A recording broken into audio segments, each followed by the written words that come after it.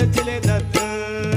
रात्रंदिवसा देवा तुमची मूर्ती ध्यानात, त्यांचा लागेना अर्थ. स्वप्नात आले माझ्या शंकर चिले दत्त, स्वप्नात आले माझ्या शंकर चिले दत्त.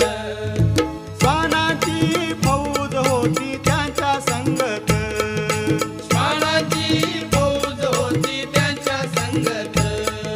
श्वानांना भाकर टाकत होते भगवंत. श्वानांना भाकर टाकत होते भगवंत. बघा बघा ते